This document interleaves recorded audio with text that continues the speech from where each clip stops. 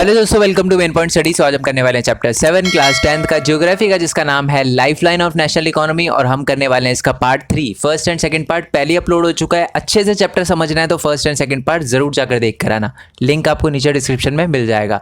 Okay जी, so first part में हमने पढ़ लिया था कि नेशनल इकोनॉमी की जो लाइफलाइन है वो क्या है, वो है ट्रांसपोर्टेशन। ठीक है, किसी भी कंट्री की नेशनल इकोनॉमी की जो लाइफलाइन होती है वो होती है उसका ट्रांसपोर्टेशन। ठीक है, और जैसे जैसे जैसे जैसे साइंस एंड टेक्नोलॉजी में इंप्रूवमेंट हुआ है वैसे वैसे वैसे वैसे ट्रांसपोर्टेशन में भी इंप्रूवमेंट हुआ है।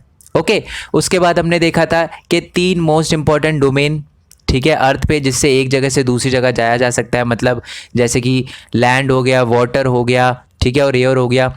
ठीक है, यही 3 मेन डोमेन है अर्थ पर जिससे एक जगह से दूसरी जगह जाया जा सकता है। ठीक है, उसके बाद हमने देखा था मीन्स ऑफ ट्रांसपोर्टेशन में लैंड, यानी लैंड से एक जगह से दूसरी जगह किस किस वे से जाया जा सकता है। एक तो रोडवेज था, एक रेलवेज था और एक पाइपलाइंस था। ठीक है, रोडवेज के बारे में हम अच्छे से पढ़ चुके थे। हमने ये देखा था कि ज़्यादातर लोग रोड को क्यों प्रेफर करते हैं ओवर रेलवेज। ठीक है, उसके बाद हमने ये देखा था कि जो रोड होती है वो कितने टाइप की होती है। ठीक है, आप मेरे को बताना कमेंट बॉक्स में कि रोड कितने टाइप की होती है। अगर आपने लास्ट पार्ट देखा होगा तो आपको पता होगा, और पता होना भी चाहिए यार, इंपॉर्टेंट है वो, क्वेश्चन इससे बहुत बनते हैं। ओके, तो अब हम देखेंगे रेलवेज़ के बारे में। ठीक है, पर्टिकुलरली हमने जो लास्ट पार्ट में हमने ये देखा था कि ज़्यादातर लोग रोड को क्यों प्रेफर करते हैं ओवर रेलवेज़, बट रेलवे के भी कुछ एडवांटेज है। देखो, रोड है ना, शॉर्ट टर्म डिस्टेंस कवर करने के लिए बहुत ज़्यादा बेस्ट है। ठीक है, पर अगर लॉन्ग डिस्टेंस की बात हो तो रेलवे ज़्यादा प्रेफर किया जाता है फॉर लॉन्गर डिस्टेंस। ठीक है, railways are the principal mode of transportation for the freight and passenger in India. मतलब फ्रेट का मतलब होता है कि चीज़ों को, गुड्स एंड सर्विसेज को एक जगह से दूसरी जगह ले जाने में, और पैसेंजर को एक जगह से दूसरी जगह ले जाने के लिए जो रेलवे है वो एक प्रिंसिपल मोड ऑफ ट्रांसपोर्टेशन है। मतलब बहुत ज़्यादा यूज़ किया जा सकता है। एक तरह से आप कह सकते हो कि use for the multiple activity. जो रेलवे होता है सिर्फ एक जगह से दूसरी जगह लोगों को ले जाने के लिए नहीं, बहुत अलग अलग एक्टिविटी भी परफॉर्म करता है। जैसे कि बिजनेस, अब जैसे कि मान लो हमारी गवर्नमेंट ऑफ इंडिया है, गवर्नमेंट ऑफ इंडिया के लिए रेलवे तो बिजनेस है। क्यों? क्योंकि रेलवे पे बहुत सारे लोग जाते हैं, ट्रैवल करते हैं, तो वो टिकट खरीदते हैं, परचेज करते हैं, तो वो पैसा गवर्नमेंट के पास जाता है। तो गवर्नमेंट के लिए तो ये बिजनेस एक्टिविटी है। साथ में साइट सीइंग करने के लिए भी यूज़ किया जाता है रेलवेज़ को। मतलब आप घूमने गए, ठीक है, शिमला वगैरह, ठीक है, अच्छे नज़ारे देखने के लिए, तो वो भी आप रेल से ही तो जाओगे, है ना। और साथ में पिलग्रिमेज। ठीक है, पिलग्रिमेज क्या होता है? पिलग्रिमेज का मतलब होता है कि जैसे तीर्थ स्थान, जैसे कि वैष्णो देवी हो गया, तो ट्रेन में जाते हैं ज़्यादातर लोग, तो इस एक्टिविटी के लिए भी यूज़ किया जाता है रेलवेज़ को। ठीक है, and transportation of goods over the long distance, ये तो पता ही है आपको। इसका मतलब है कि Railways business activity, sight seeing, pilgrimage और साथ में transportation of goods over the long distance cover करने के लिए भी यूज़ होता है। ओके, ये हमें पता चल गया। अगर मैं बात करूँ इंडियन रेलवे की, ठीक है, तो इंडियन रेलवे जो है वो इंडियन इकोनॉमी के लिए बहुत ज़्यादा इंपॉर्टेंट है, बहुत ज़्यादा इंपॉर्टेंट। ठीक है, वो हमारी इंडस्ट्री को भी बूस्ट करता है, एक्सेलरेट करता है, और साथ में हमारी एग्रीकल्चर को भी। मेरे कहने का मतलब है, ध्यान से सुनना मेरी बात। मान लो कोई फैक्ट्री है जो कि यूपी के अंदर है, ठीक है, उसको चाहिए रॉ मटेरियल, उसको चाहिए आयरन एंड स्टील, अज्यूम करो, और जो आयरन और स्टील की मिल है वो है हमारी उड़ीसा के अंदर। ठीक है, अब आप कैसे लेकर जाओगे? आप अगर साइकिल से लेकर निकलोगे तो कितना टाइम लगेगा, है ना, खुद भी लेकर निकलोगे तो बहुत टाइम लगेगा। बट सबसे बढ़िया जो मीन ऑफ ट्रांसपोर्टेशन है इसके लिए वो है रेलवेज। ठीक है, तो यानी इंडस्ट्रीज़ को तो सपोर्ट करता है। मैं आपको बता दूं, ज़्यादातर इंडस्ट्रीज़ के जो रॉ मटेरियल होते हैं ना, वो ऐसे ही रेलवे से ही ट्रैवल होके आते हैं। ठीक है, ट्रांसपोर्ट होके आते हैं। और साथ में एग्रीकल्चर को भी, ठीक है, एग्रीकल्चर को भी बहुत ज़्यादा फ़ायदा मिलता है रेलवेज से। जैसे कि मान लो कोई एग्रीकल्चर लैंड है, ठीक है, उसके लिए आपको मशीन वगैरह चाहिए या कोई भी इक्विपमेंट वगैरह चाहिए, तो ऐसे बहुत सारे इक्विपमेंट भी रेलवेज वगैरह से ट्रांसपोर्ट होकर एक जगह से दूसरी जगह जाते हैं। इसका एक और एग्जांपल दे देता हूँ कि एग्रीकल्चर को कैसे सपोर्ट करता है। फर्टिलाइज़र वगैरह भी, ठीक है, बहुत सारे फर्टिलाइज़र वगैरह, मेडिसिन वगैरह भी रेलवे से एक जगह से दूसरी जगह जाती है, तो एग्रीकल्चर को सपोर्ट होता है। ठीक है, पेस्टिसाइड, वीडीसाइड, ये सारी की सारी चीज़ें रेलवे से ट्रांसपोर्ट होती है। तो कहीं ना कहीं हमारी इंडस्ट्री को और एग्रीकल्चर को भी बूस्ट करने में बहुत बड़ा मेन रोल है रेलवे का। और मैं आपको बता दूं, लार्जेस्ट पब्लिक सेक्टर है इंडिया का, हमारी इंडिया का लार्जेस्ट पब्लिक सेक्टर जो है वो रेलवेज है। ठीक है, याद रखना ये लार्जेस्ट पब्लिक सेक्टर है और साथ में इंडिया का लार्जेस्ट एम्प्लॉयर भी है। मैं आपको बता दूं इस टाइम 14 लाख से ज़्यादा लोग इंडियन रेलवे में काम कर रहे हैं और ये लार्जेस्ट है। ऐसी कोई इंडस्ट्री नहीं है इंडिया के अंदर जहाँ पर इतने सारे लोग जो हैं वो पब्लिक सेक्टर में काम कर रहे हैं। लार्जेस्ट एम्प्लॉयर है इंडिया का। ठीक है, आई होप ये क्लियर हो गया हो। अब हम रेल की बात कर रहे हैं तो हमें ये भी पता होना चाहिए कि फ़र्स्ट रेल कहाँ से कहाँ तक चली थी और कब चली थी। मैं आपको बता दूं जो फर्स्ट रेल है ना वो 1853 में चली थी इंडिया के अंदर। ठीक है, मुंबई टू थाने, वैसे तो दूसरी कंट्री में तो बहुत पहले चल गई थी, मैं इंडिया की बात कर रहा हूँ। 1853 में चली थी मुंबई टू थाने, 34 किलोमीटर का रास्ता था बट ये। ठीक है, बहुत ही कम रास्ता था जो कवर किया था फर्स्ट जो हमारी ट्रेन थी। देखो मैंने बिल्कुल बादल बादल इससे थोड़ा सा अच्छा लगे आपको नोट्स पढ़ने में, तो इसलिए भी थोड़ा बहुत एफर्ट डालना है। तो वीडियो को लाइक ज़रूर करना है यार और चैनल को भी सब्सक्राइब कर देना यार, आई होप कर दिया हो आपने। ओके, अब बात करते हैं हम इंडियन रेलवे के जोन की। ठीक है, इंडियन रेलवे जोन की मैं आपको बता दूं इंडियन गवर्नमेंट ने ना इंडियन रेलवे के लिए 17 जो जोन है उनको तय किया है। जैसे कि आपने सुना होगा eastern railway, eastern western railway, ठीक है, ऐसे नॉर्थ ईस्टर्न रेलवे, ऐसे ना 17 जोन है। ठीक है, आपकी बुक में 16 लिखा होगा बट एक कॉनकन जो आपका जोन है वो भी ऐड हुआ है। ठीक है, मैं एक बार 17 की लिस्ट दिखा देता हूँ आपको। ऑल दो इम्पॉर्टेंट नहीं है बट जो बच्चे गवर्नमेंट जॉब की प्रैक्टिस वगैरह कर रहे हैं और उसके लिए प्रिपेयर कर रहे हैं उनके लिए बहुत इंपॉर्टेंट है। ठीक है, दिखा देता हूँ मैं एक बार आपको। तो देखो जी, जैसे कि आप देख सकते हो central railway, eastern central railway, eastern coastal railway, eastern railway, ये सारी की सारी टोटल मिला के 17 है। ठीक है, और लास्ट में जो ऐड हुआ है वो है अपना कॉनकन रेलवे। ठीक है, आई होप ये आपको क्लियर हो गया हो। अब आते हैं दोबारा से उसी पे। ओके जी, अब हम बात करते हैं डिस्ट्रीब्यूशन पैटर्न ऑफ रेलवेज। ठीक है, देखो आपने देखा होगा कि किसी किसी एरिया में, जैसे कि हमारा ये पंजाब, हरियाणा, यूपी वाले एरिया में हमें बतेरी रेलवे देखने के लिए मिलती है, रेलवे के ट्रैक्स बहुत सारे देखने के लिए मिलते हैं। बट हम जम्मू कश्मीर में जाते हैं तो वहाँ पर हमें बहुत कम ट्रैक्स देखने के लिए मिलते हैं। ऐसा क्यों? तो मैं आपको बता दूँ जो डिस्ट्रीब्यूशन है ना पैटर्न का, यानी रेलवे पैटर्न का जो डिस्ट्रीब्यूशन है वो भी बहुत सारी चीज़ों पर निर्भर करता है। जैसे कि उस एरिया का फिजियोग्राफिक डिवीजन कैसा है। अब ऑब्वियस सी बात है, अगर एक एरिया के अंदर बहुत ज़्यादा पहाड़ है तो वहाँ पर आपको रेलवे कम देखने के लिए मिलेगी, और अगर जो एरिया प्लेन है वहाँ पर आपको ज़्यादा रेलवे देखने के लिए मिलेगी। नेक्स्ट है इकोनॉमिक एक्टिविटी। इकोनॉमिक एक्टिविटी भी बहुत ज़्यादा मैटर करती है। अब देखो जम्मू कश्मीर में बहुत कम इकोनॉमिक ट्रेड वगैरह होता है, इकोनॉमिक एक्टिविटी बहुत कम परफॉर्म होती है जिसके लिए रेलवे की ज़रूरत पड़े। ठीक है, वहाँ पर बहुत सारी इंडस्ट्री नहीं है, बहुत कम इंडस्ट्री है, तो इतनी ज़्यादा इकोनॉमिक एक्टिविटी परफॉर्म नहीं होती वहाँ पर, इसलिए आपको वहाँ पर रेलवे कम देखने के लिए मिलती है। ठीक है, हमारे इसीलिए नदन पार्ट में बहुत ज़्यादा रेलवे देखने के लिए मिलती है। अब देखोगे ना जो मेजर जो आपकी फैक्ट्रीज़ है ना वो आपको नदन प्लेन पे, आपको पता है ना नदन प्लेन क्या होता है, मैं आपको नदन प्लेन भी दिखा देता हूँ। ये आपका नदन प्लेन है, ये ऊपर वाला जो एरिया होता है ना इंडिया की, ये लग नहीं रहा इंडिया बट मेरी कोशिश यही थी कि मैं इंडिया बनाऊँ। ठीक है, तो ये जो ये वाला एरिया होता है ना नदन प्लेन होता है। ठीक है, तो ये नदन प्लेन का एरिया, यहाँ पर आपको रेलवे इसलिए ज़्यादा देखने के लिए मिलती है क्योंकि यहाँ पर इकोनॉमिक एक्टिविटी भी परफॉर्म होती है। तीसरा एडमिनिस्ट्रेशन फैक्टर। एडमिनिस्ट्रेशन फैक्टर भी बहुत इंपॉर्टेंट है। ठीक है, अब देखो जम्मू कश्मीर की बात करें, ठीक है, वहाँ पर थोड़ा रेलवे वगैरह को एडमिनिस्ट्रेट करना थोड़ा सा ज़्यादा डिफिकल्ट होगा। ठीक है, बहुत सारी और भी डिफ़िकल्टी आती है, इसलिए वहाँ पर डिस्ट्रीब्यूशन ऑफ रेलवे ज़्यादा नहीं है, पैटर्न नहीं देखने के लिए मिलता ज़्यादातर रेलवे का। ठीक है, ट्रैक्स वगैरह देखने के लिए नहीं मिलते। अब हम इसका थोड़ा एक्चुअल एग्जांपल देख लेते हैं, प्रैक्टिकल एग्जांपल देख लेते हैं। ये तो मैंने सिर्फ आपको बता दिया कि फिजियोग्राफिक, इकोनॉमिक और एडमिनिस्ट्रेशन फैक्टर की वजह से डिस्ट्रीब्यूशन ऑफ रेलवे पैटर्न पे भी इफेक्ट पड़ता है।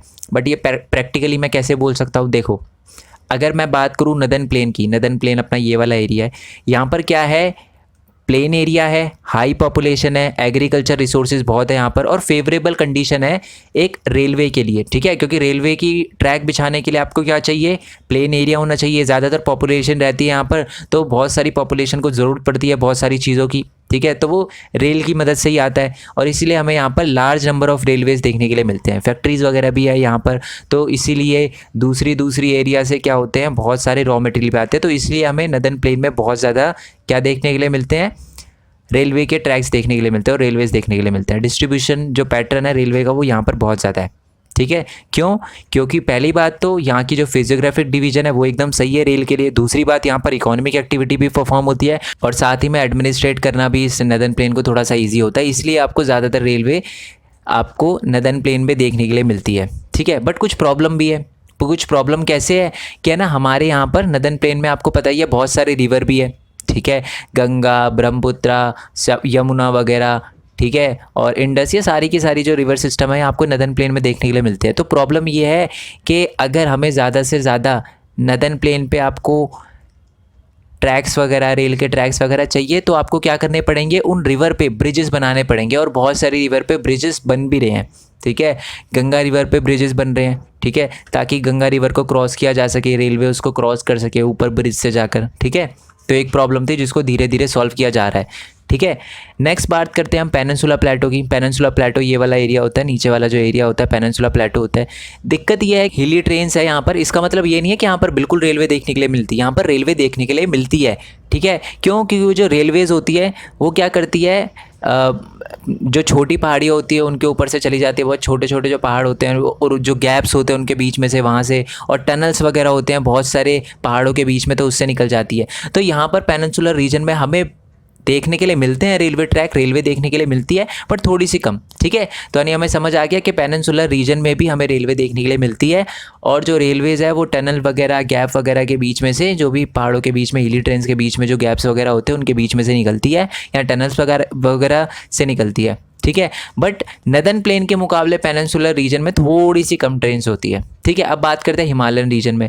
यहाँ पर हमें बहुत ही ज़्यादा कम देखने के लिए मिलती है क्या, अपने रेलवे ट्रैक्स या रेलवेज़। क्यों? क्योंकि यहाँ पर बिल्कुल अनफेवरेबल क्लाइमेट है रेलवे कंस्ट्रक्शन के लिए। क्यों? क्योंकि पहली बात तो अगर मैं यहाँ पर बात करूँ पेनिनसुलर रीजन की, तो यहाँ पर क्या होता है, पहाड़ों के बीच में गैप होता है जिससे क्या होती है, ट्रेन ट्रैक्स निकाले जा सकते हैं। बट यहाँ पर पहाड़ों के बीच में, हिमालयन रीजन के पहाड़ों के बीच में बिल्कुल भी गैप नहीं होता, ठीक है। तो यहाँ पर रेलवे ट्रैक करना, रेलवे के ट्रैक्स को बिल्ड करना, कंस्ट्रक्ट करना बड़ा डिफ़िकल्ट होता है, ठीक है। तो ये एक बहुत बड़ी प्रॉब्लम है, इसलिए ही आपको हिमालयन रीजन में बिल्कुल भी रेलवे ट्रैक देखने के लिए नहीं मिलते, और मिलते भी है तो बहुत ही कम, बहुत ही कम, ठीक है। क्योंकि यहाँ का हाई रिलीफ है, ऊंची ऊंची पहाड़ियाँ हैं, और क्लाइमेट कंडीशन भी अच्छी नहीं है, स्पार्स पॉपुलेशन। दूसरी बात है यहाँ पर बहुत कम पॉपुलेशन रहती है, तो इसका मतलब इकोनॉमिक एक्टिविटी भी थोड़ी कम परफॉर्म होती है, ठीक है। ये लिखा हुआ भी है, लैक ऑफ इकोनॉमिक अपॉर्चुनिटी। इसी की वजह से यहाँ पर रेल की इतनी ज़्यादा ज़रूरत भी नहीं पड़ती, ठीक है। इसी वजह से यहाँ पर लो डेवलपमेंट ऑफ रेलवे है। आई होप आपको एक क्लियर हो गया हो कि डिस्ट्रीब्यूशन ऑफ रेलवे 3 चीज़ों से अफेक्ट होता है, फिजियोग्राफिक डिवीजन, इकोनॉमिक एक्टिविटी और एडमिनिस्ट्रेशन फैक्टर। और इसी वजह से इन 3 एरिया के अंदर क्या होता है, हमें अलग अलग पैटर्न्स देखने के लिए मिलते हैं रेलवे के। ओके, आपको बेसिकली क्वेश्चन भी आ सकता है कि ये बताओ कि डिस्ट्रीब्यूशन ऑफ रेलवे जो है वो डिफरेंट है इंडिया में, डिफरेंट एरिया में, क्यों, एक्सप्लेन करो। तो आपको ये पहले तो लिखना है, उसके बाद ये एक्सप्लेन करना है, बिल्कुल इसी फॉर्मेट में एक्सप्लेन करना है। मैंने इसको आंसर की फॉर्म में ही लिखा है, ठीक है। अब बात करते हैं challenges faced by railway. Railway भी बहुत सारी प्रॉब्लम फेस कर रहा है, ठीक है।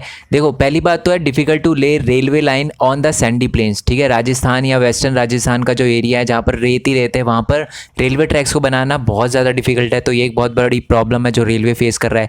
दूसरी बात है कि गुजरात में भी स्वाम्पी रीजन है, थोड़ा दलदली इलाका है, वहाँ पर भी रेलवे ट्रैक बनाना बहुत ज़्यादा दिक्कत देता है। तीसरी बात है फॉरेस्ट एरिया है एमपी में, छत्तीसगढ़ में, उड़ीसा में, झारखंड में, वहाँ भी रेलवे लाइन बिछाना बहुत ज़्यादा दिक्कत है।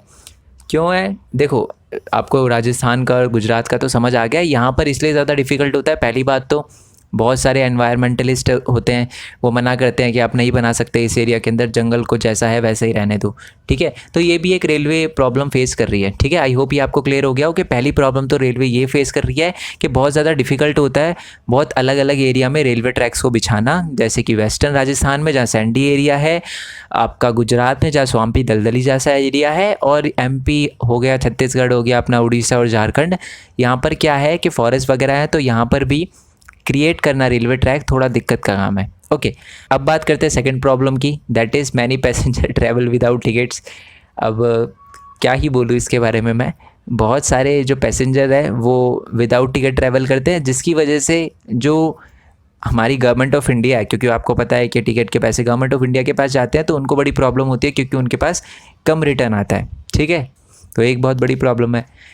नेक्स्ट है जो तीसरा पॉइंट है, that is theft and damaging of railway property has not yet stop completely, ठीक है। देखो, बहुत सारे लोग क्या करते हैं कि उनको लगता है कि यार ये सरकारी है, सरकारी प्रॉपर्टी है, तो कुछ भी इसको तोड़ वोड़ के निकालो। बहुत सारी जगहों पर ऐसा भी होता है कि वो रेलवे ट्रैक्स ही उखाड़ के ले जाते हैं, ठीक है। वो रेलवे ट्रैक्स लोहे के होते हैं, तो उसके बीच में जो होता है ना, उसी को उखाड़ के ले जाके बेच देते हैं। ठीक है, और बहुत सारे पंप्स वगैरह वो बेचते रहते हैं, तो ये बड़ी गलत बात है। ठीक है, देखो ये समझना चाहिए आपको, चाहे वो गवर्नमेंट प्रॉपर्टी है या नहीं है, पैसे हमने ही दिए, हमारे ही लगे, इनडायरेक्टली हम ही टैक्स देते हैं, तो उसका रख रखाव भी हमारी जिम्मेदारी है।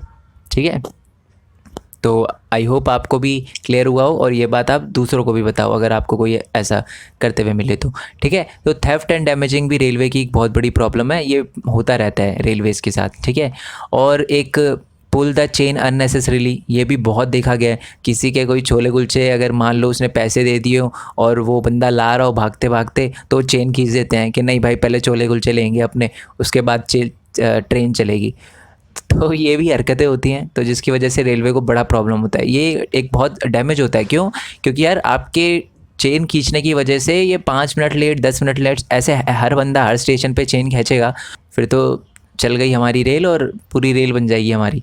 ठीक है, तो ये एक बहुत बड़ी प्रॉब्लम है जो हमारा इंडियन रेलवे फेस कर रहा है। ठीक है, आई होप आपको ये क्लियर हो गया। और कोई दिक्कत हो ना तो बेधड़क यार कमेंट बॉक्स में लिख दे करो, सर ये वाला टॉपिक समझ नहीं आया, ये पॉइंट समझ नहीं आया, समझा दो, या ये वर्ड समझ नहीं आया, कोई दिक्कत नहीं है, वर्ड पे भी हम फोकस करेंगे। अगर कोई वर्ड भी समझना है तो वो भी मेरे को बता देना। ठीक है, ओके, अब बात करते हैं हम पाइपलाइंस के बारे में। ठीक है, ये तीसरा मीन्स ऑफ ट्रांसपोर्टेशन है लैंड में। ठीक है, अब ये पाइपलाइंस होता है क्या है? हाँ जी बिल्कुल, जो आपके दिमाग में चल रहा है ना पाइपलाइन, वही। तो पाइपलाइन से पहले क्या होता था, पानी को ट्रैवल किया जाता था। ठीक है, पानी एक जगह से दूसरी जगह, आपके घर में भी पाइपलाइन से पानी आ रहा होगा। आपने देखा होगा कि बहुत सारे घरों में है ना, जो थोड़े से वेल ऑफ फैमिलीज़ होती है, वहाँ पर क्या होती है, जो पाइपलाइंस होती है उन्हीं की मदद से जो गैस वगैरह होती है ना उनके घर में आती है। ठीक है, ताकि वो कुकिंग वगैरह जो करते हैं ना उस पर, तो वो कर सके। बहुत सारे घर में क्या होता है कि वो होता है सिलेंडर वगैरह होता है, गैस सिलेंडर होता है, बट बहुत सारे घरों में क्या होता है, पाइपलाइन की मदद से क्या आती है, नेचुरल गैस वगैरह आती है कुकिंग वगैरह करने के लिए। ठीक है, तो pipeline is a new means of transportation. ठीक है, पहले इसका यूज़ नहीं होता था, अगर मैं बोलूँ 90s 50s 60s 70s 80s, तो इतना यूज़ नहीं होता था, इतना क्या होता ही नहीं था यूज़। ठीक है, ये एक न्यू मीन्स ऑफ ट्रांसपोर्टेशन है। ठीक है, in past these were used to transport water to the cities and industries. ठीक है, मैंने आपको बता ही दिया कि जब स्टार्टिंग में पाइपलाइंस आई थी ना, ठीक है, अब बहुत सारे बच्चे ये कंफ्यूज आएंगे, पाइपलाइन से क्या इंसान भी ट्रांसपोर्ट होते हैं? ठीक है, नहीं दोस्त, पाइपलाइन से इंसान ट्रांसपोर्ट नहीं होते, बट ट्रांसपोर्ट का मतलब होता है कोई भी गुड्स एंड सर्विसेज को एक जगह से दूसरी जगह ले जाना और ह्यूमन को ले जाना। ये ह्यूमन को नहीं ले जाता एक जगह से दूसरी जगह, बट गुड्स एंड सर्विसेज को ले जाता है ना, तो ये है ना मीन्स ऑफ ट्रांसपोर्टेशन। हाँ जी, तो मीन्स ऑफ ट्रांसपोर्टेशन वही होता है जो गुड्स एंड सर्विसेज को और ह्यूमन को, दोनों में से अगर किसी एक को भी ले जाता हो या दोनों को ले जाता हो, तब भी वो एक मीन्स ऑफ ट्रांसपोर्टेशन होगा। ठीक है, आई होप ये क्लियर हो गया हो आपको। ओके, तो पाइपलाइन की बात करते हैं कि एक न्यू मीन्स ऑफ ट्रांसपोर्टेशन है, पास में इसका यूज़ किया जा रहा था। ठीक है, वाटर को ट्रांसपोर्ट करने के लिए आज भी किया जाता है, आपने देखा होगा आपके घरों में आता है, वो पाइपलाइन की मदद से ही आता है। ओके, सिटीज़ और इंडस्ट्रीज़ में पानी भेजने के लिए। बट अगर आज की बात करें, ठीक है, तो पाइपलाइन को यूज़ किया जाता है transporting crude oil, petroleum product, natural gas from oil and natural gas field to refineries, fertiliser factory and big thermal power plant.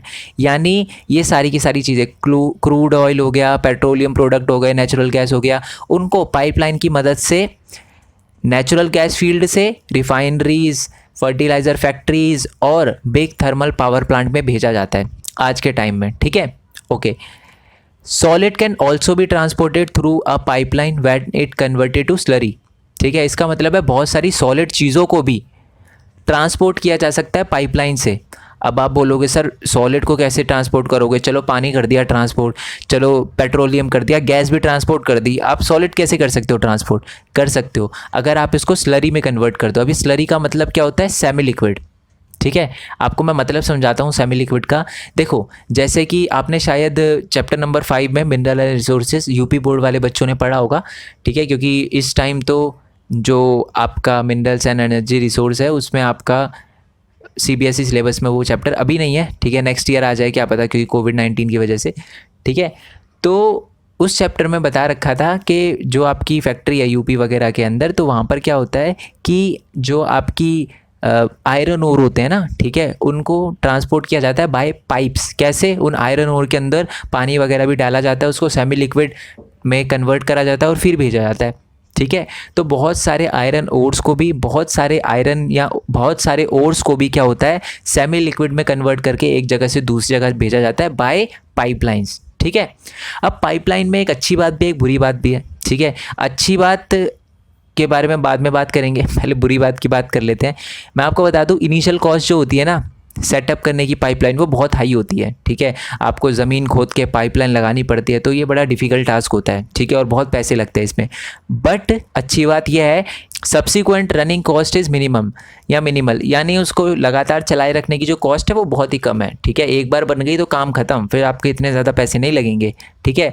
और इसमें एक और अच्छी चीज़ ये भी है, it rules out transshipment losses और डिले, यानी देरी होने का तो कोई चांस ही नहीं है, ठीक है। इसका मतलब देखो, अगर मैं आपको बोलूँ कि आपको रेल से एक जगह से दूसरी जगह जाना है तो कुछ भी हो सकता है, रेल डिले हो सकती है, कोई भी प्रॉब्लम हो सकती है, ठीक है। अगर मैं बोलूँ कार से जाना है तो भी डिले हो सकता है, कुछ भी हो सकता है, रोड वगैरह ख़राब हो गई, बारिश बहुत आ रही है, ट्रैक खराब, मतलब रोड ख़राब हो गई, कुछ भी हो सकता है। पर पाइपलाइन में ऐसा कुछ नहीं है, क्योंकि ज़मीन के अंदर से है, कोई ट्रैफिक नहीं, कुछ नहीं, सीधा लॉस और डिले का तो कोई मतलब कोई ऑप्शन ही नहीं है, लॉस तो हो ही नहीं सकता। जो यहाँ से भेजा है वहाँ से वो निकलेगा ही निकलेगा दूसरी जगह जहाँ पर भी पाइपलाइन का एंड है, ठीक है। तो लॉस और डिले का तो कोई सवाल नहीं उठता, ठीक है। अब एक और इसकी एक प्रॉब्लम के बारे में बता देता हूँ, ऑल दो बुक में नहीं दे रखा बट आपको एग्जाम में क्वेश्चन आता है, मैंने देखा है। तो इसकी सबसे बड़ी प्रॉब्लम ये है कि अगर पाइपलाइन में कोई डिफेक्ट हो जाता है ना, तो उसको ट्रेस करना बहुत ज़्यादा डिफिकल्ट होता है। मान लो आपने 100 किलोमीटर लंबी पाइपलाइन बिछा दी, ठीक है। अब क्या हो रहा है, उसमें लीकेज हो रही है। अब आप 100 किलोमीटर को दोबारा से खोदोगे, दोबारा से देखोगे। वैसे तो अभी बहुत सारी अलग अलग आ गई है ऐसी ऐसी टेक्निक वगैरह, साइंटिफिक इक्विपमेंट आ गए हैं जिससे चेक किया जा सकता है कि कहाँ पर है, बट एग्जैक्ट लोकेशन के जी यहीं से ही लीकेज हो रही है ये बताना बड़ा डिफिकल्ट होता है, ठीक है। तो ये एक बहुत बड़ी प्रॉब्लम है कि अगर उसमें कोई क्रैक वगैरह आ जाता है तो उसको ट्रेस करना बड़ा डिफिकल्ट होता है, ठीक है। तो यही पाइपलाइन था, ओके। अब मैं आपको बता दूं 3 जो इम्पॉर्टेंट नेटवर्क है हमारे पाइपलाइन के इंडिया के अंदर, ठीक है। असम टू कानपुर भी क्या है, एक पाइपलाइन बिछाई गई है, वहाँ से ऑयल वगैरह और पेट्रोलियम वगैरह एक तरह से कह सकते हो आप ट्रांसपोर्ट किया जाता है। वाई गुवाहाटी के रास्ते, यानी जब ये असम टू कानपुर जाते हैं ना, ये असम टू कानपुर भेजा जाता है बाय पाइपलाइन, ऑयल फील्ड से जो चीज़ें भेजी जाती है। तो वो जो पाइपलाइन है वो असम, ठीक है, बरौनी ये बिहार के अंदर है, इलाहाबाद यूपी के अंदर है, तो यहाँ से होते हुए जाती है, ठीक है। तो असम टू कानपुर हमारी इम्पॉर्टेंट पाइपलाइन नेटवर्क है, और ये गुवाहाटी बिहार यानी बरौनी और अपना इलाहाबाद इस रास्ते से होते हुए जाती है, यानी बीच में ये पड़ते हैं, ठीक है। दूसरी इम्पॉर्टेंट पाइपलाइन के बारे में बात करते हैं, वो सलाया जो कि गुजरात में है टू जलंधर पंजाब में है जो। तो गुजरात टू पंजाब भी एक अपनी पाइपलाइन है, ठीक है। और ये विरंगम जो कि गुजरात में है, मथुरा जो कि यूपी में है, दिल्ली और सोनीपत से होते हुए जाती है, ठीक है। तो ये एरिया कवर करते हुए जाती है जब गुजरात से पंजाब में हमारी पाइपलाइन जाती है, ओके।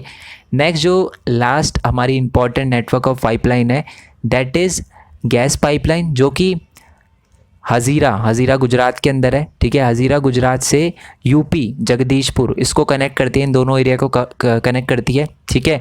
और बीच में कनेक्ट करते वक्त जब ये पूरा का पूरा एरिया कवर करती है तो बीच में वाई विजयपुर जो कि एमपी में है, ठीक है। और साथ में अपना कोटा राजस्थान हो गया, शाहजहानापुर हो गया, ये अपना यूपी में पड़ता है, ठीक है। बाबराला हो गया, और भी अदर प्लेस है यूपी के जो ये गैस पाइपलाइन की जो एरिया है ये कवर करती है, ठीक है। आई होप ये आपको बहुत अच्छे से क्लियर हो गया हो, ओके। अब बात करते हैं हम वाटरवेज़ की। तो यानी हमारा जो लैंड का मीन्स ऑफ ट्रांसपोर्टेशन था, रोडवेज़, रेलवेज़ और अपना पाइपलाइंस, वो ख़त्म हो चुका है, ठीक है। सबके जो आपके एडवांटेज थे और डिसएडवांटेज थे वो आई होप सबको क्लियर हो गए हो, ठीक है। कोई दिक्कत आए तो मेरे को बता देना। अब बात करते हैं दूसरे डोमेन की, दैट इज़ वाटरवे, ठीक है। तो वाटर के वे से भी आप एक जगह से दूसरी जगह चीज़ों को ले जा सकते हो, लोगों को ले जा सकते हो, ठीक है।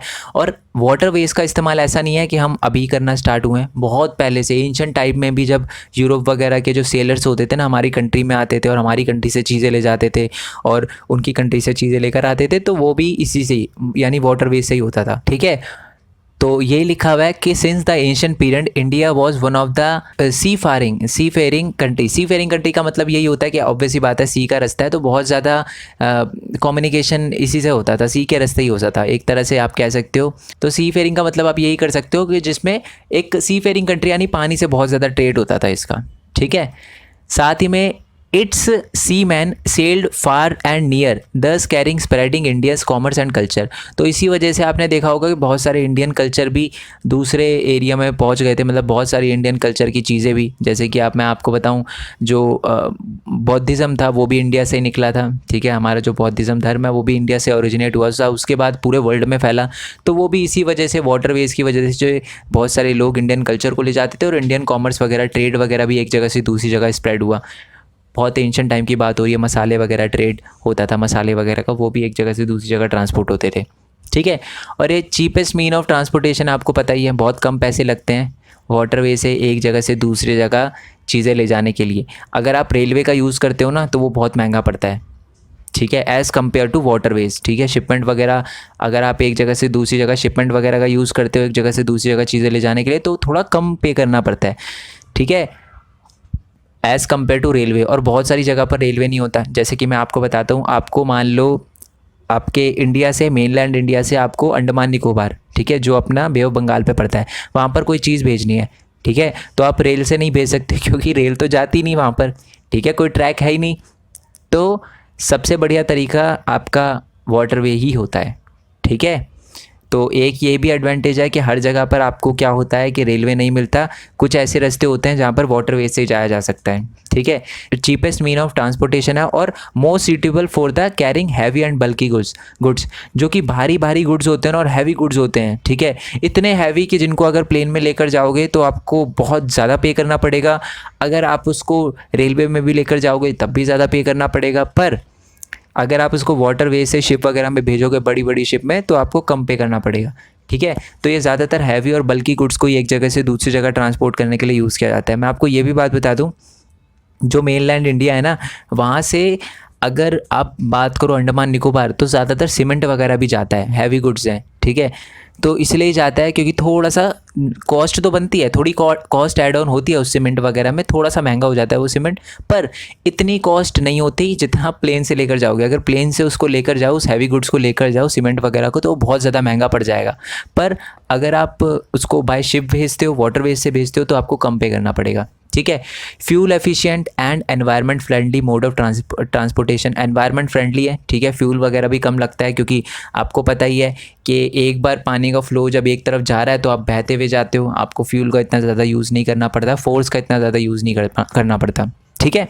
ओके, आई होप ये आपको क्लियर हो गया हो। ओके जी, आपका जो लास्ट पॉइंट लिखा हुआ है कि India has inland navigation waterway of 14,500 kilometre in length, out of only 5,685 kilometre navigable by mechanised vessel. इसका मतलब है कि जो आपका टोटल, अगर वाटरवे देखे ना इंडिया के अंदर की बात कर रहा हूँ, बाहर की बात नहीं कर रहा मैं, अभी सिर्फ इंडिया के अंदर की बात कर रहा हूँ, तो वो 14,500 किलोमीटर तक फैला हुआ है, ठीक है, जिसमें बहुत सारी रिवर वगैरह भी आती है।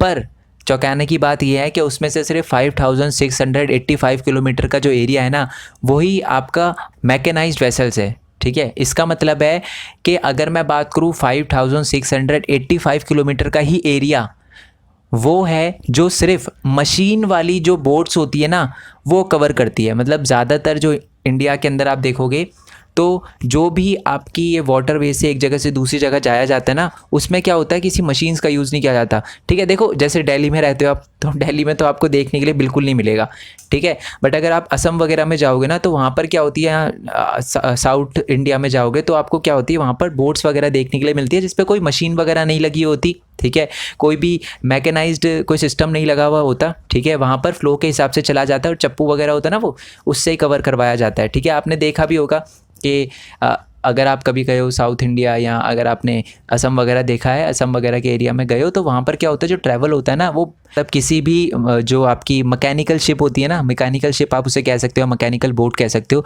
तो उससे नहीं होता, वहाँ पर ज़्यादातर नॉर्मल बोट्स ही चलती है।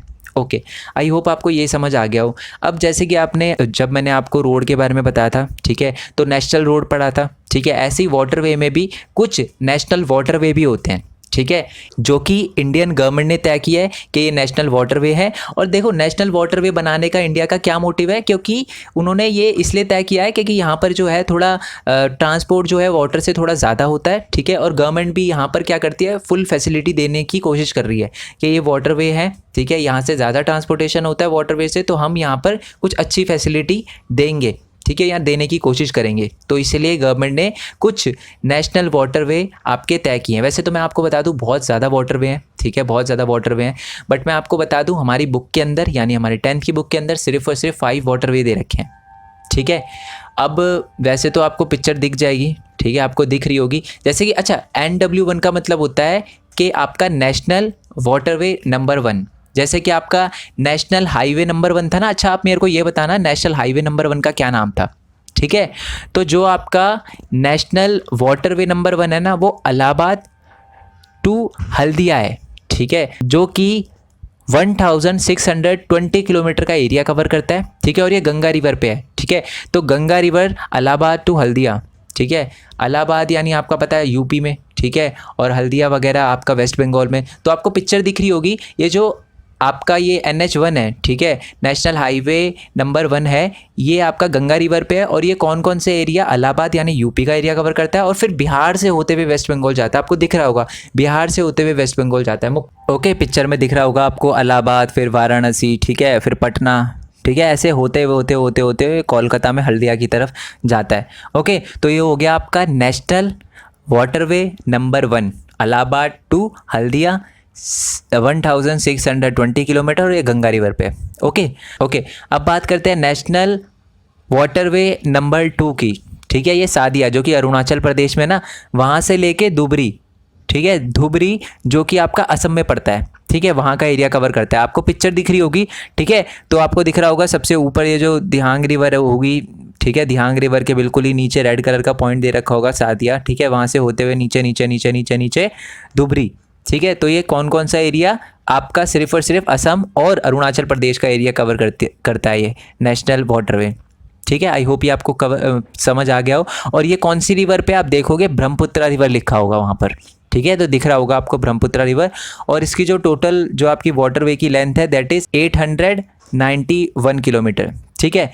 अब बात करते हैं नेशनल वाटरवे नंबर 3 की, ठीक है। नेशनल वाटरवे नंबर 3 को वेस्ट कोस्ट कैनाल भी कहते हैं, ठीक है, जो केरला में पड़ता है, ठीक है, आपको दिख रहा होगा ये वेस्ट कोस्ट में है, पिक्चर साइड में दिख रही होगी आपको, ठीक है। और एक कोट्टापुरम जो कि सबसे ऊपर दिख रहा है आपको, कोट्टापुरम से कोल्लम जो सबसे नीचे है, ठीक है। तो कोट्टापुरम से पूरा नीचे की तरफ कोल्लम, ये पूरा का पूरा फैला हुआ है। और बीच में आप देखोगे बहुत सारी जो आपको दिख रहा होगा ऊपर की तरफ, ठीक है, विद्योगा मंडल, ठीक है, एंड आपका चंपाकारा, ठीक है, चंपाकारा कैनाल। तो ये वाला एरिया भी ये वाटरवे कवर करते हुए जाता है, ठीक है। आई होप ये क्लियर हो गया हो। कोट्टापुरम से कोल्लम, ऑल दो इसके जो मैप्स हैं वो बहुत ही कम चांसेस होते हैं आने के, मैंने देखा है, बट दोस्त छोड़ना कुछ नहीं है, हाँ, क्योंकि अगर मान लो कुछ छोड़ दिया फिर वो आ जाता है पेपर में, तो फिर वैसे ही हमारी किस्मत आपको बताइए कितनी अच्छी है, ठीक है। जब हम 10th में आए तो हमारे साथ ऐसा हो गया, ठीक है, तो इसलिए रिस्क नहीं लेना, सारा का सारा कवर करना है।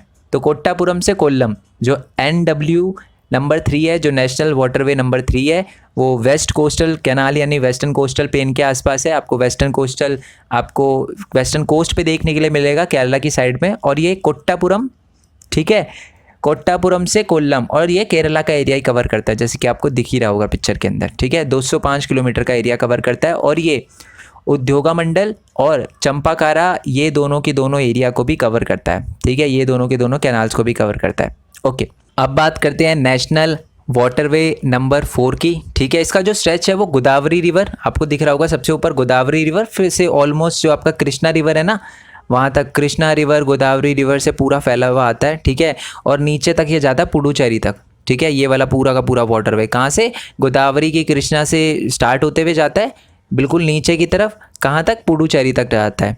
ओके, आई होप ये आपको क्लियर हो गया हो, पिक्चर आपको दिख रही होगी, ठीक है। कंकीनाडा कैनाल को भी कवर करते हुए जाता है और नीचे पुडुचेरी तक जाता है पूरा, ठीक है, ऊपर दिख रहा होगा आपको कंकीनाडा कैनाल, ठीक है, बिल्कुल आपको कंकीनाडा दिख रहा होगा, गोदावरी का जो एरो डाला हुआ है ना बिल्कुल उसके नीचे के नीचे, ठीक है।